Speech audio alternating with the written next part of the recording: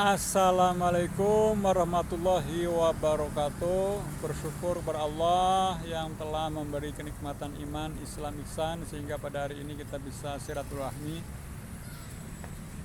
Salam dan sholawat kita sanjungkan kepada Nabi besar Muhammad Sallallahu Alaihi Wasallam. Itulah pemimpin kita yang wajib kita tiru dan kita contoh. Mudah-mudahan di hari akhir kita mendapatkan syafaatnya. Amin ya Allah ya Rabbal Alamin. Kita harus sering membaca surat An-Nisa karena maknanya luar biasa ya, dan fadilahnya juga sangat banyak ya. Kita akan bahas tentang surat An-Nisa.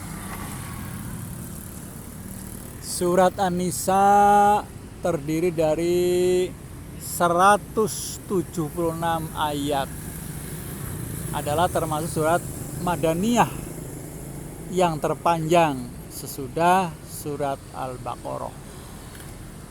Dinamakan surat An-Nisa karena dalam surat ini banyak dibicarakan hal-hal yang berhubungan dengan wanita, serta merupakan surat yang paling banyak dibicarakan. Hal itu dibanding dengan surat-surat yang lain. Surat yang lain yang banyak juga membicarakan tentang hal wanita adalah surat At-Tolak. Dalam hubungan ini biasa disebut surat An-Nisa dengan sebutan surat An-Nisa Al-Kubro atau surat An-Nisa yang besar. Sedangkan surat At-Tolak disebut surat An-Nisa Az-Zuhra, surat An-Nisa yang kecil. Sedangkan pokok-pokok isinya adalah satu, keimanan, syirik, dosa yang paling besar, akibat kekafiran di hari kemudian. Yang kedua, hukum-hukumnya, kewajiban para wasi dan para wali,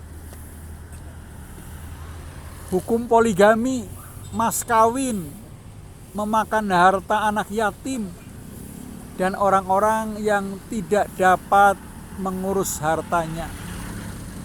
Pokok-pokok hukum warisan, perbuatan-perbuatan keji dan hukumnya, wanita-wanita yang haram dikawini, hukum mengawini budak wanita, larangan memakan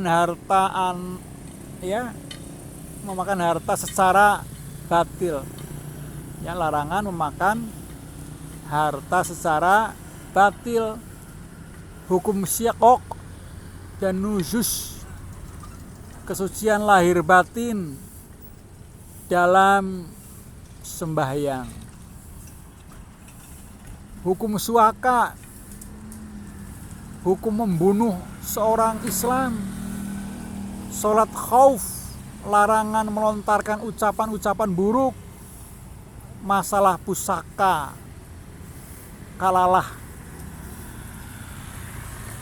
Dan yang ketiga, kisah-kisahnya, kisah-kisah tentang Nabi Musa alaihissalam dan pengikut-pengikutnya. Asal manusia adalah satu, keharusan menjauhi adat-adat zaman jahiliyah dalam perlakuan terhadap wanita, norma-norma pergaulan dengan istri, hak seseorang sesuai dengan kewajibannya, perlakuan ahli kitab terhadap kitab-kitab yang diturunkan kepadanya, dasar-dasar pemerintahan, cara mengadili perkara, keharusan siap siaga terhadap musuh, sikap-sikap orang munafik dalam menghadapi peperangan.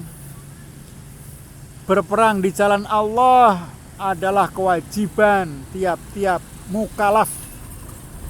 Norma dan adab dalam peperangan, cara menghadapi orang-orang munafik, derajat orang yang berjihad di jalan Allah Subhanahu wa taala. Surat An-Nisa dimulai dengan perintah bertakwa dan menyatakan bahwa asal manusia itu adalah satu. Kemudian menerangkan hukum-hukum yang berhubungan dengan anak yatim, rumah tangga, warisan, wanita yang haram dinikahi, serta hak dan kewajiban laki-laki dan perempuan. Selanjutnya disebut tentang hukum-hukum perang, serta pelajaran-pelajaran yang harus diambil dari perang Badar dan Uhud. Pengutaraan hukum perang dan hukum-hukum keluarga dalam surat ini merupakan hujah-hujah yang dikemukakan kepada ahli kitab, dan hujah-hujah itu ditegaskan pada bagian terakhir dari surat ini. Akhirnya surat ini ditutup dengan perintah kepada para mukmin supaya bersabar.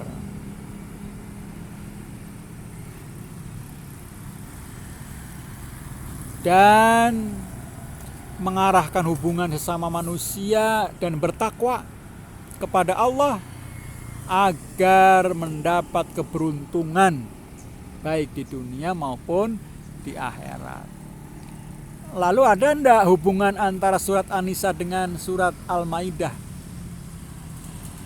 Surat An-Nisa menerangkan beberapa macam akad seperti perkawinan, perceraian, warisan, perjanjian, wasiat, dan sebagainya.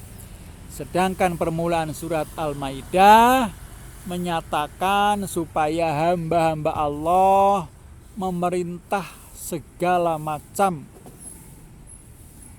akad-akad itu dan mematuhinya, baik terhadap Allah maupun terhadap sesama manusia.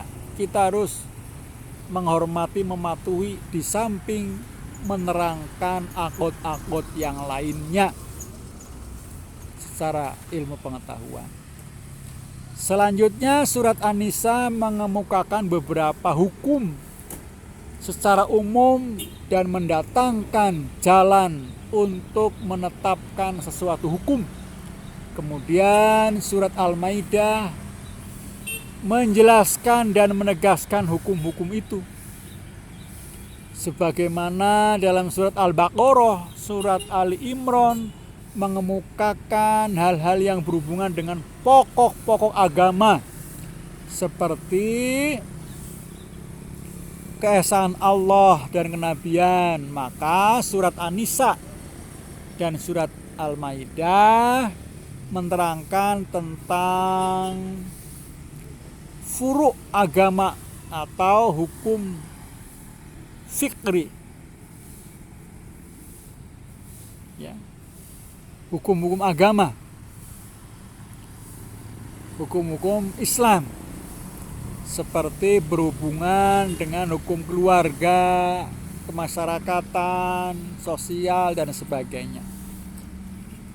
Akhir surat An-Nisa mengemukakan hujah-hujah atas kekeliruan orang-orang Yahudi dan Nasrani serta kekeliruan orang musyrikin dan munafikin. Hal yang serupa diterangkan secara panjang lebar oleh surat Al-Maidah. Surat An-Nisa, ya, surat An-Nisa dimulai dengan ya ayyuhan nas,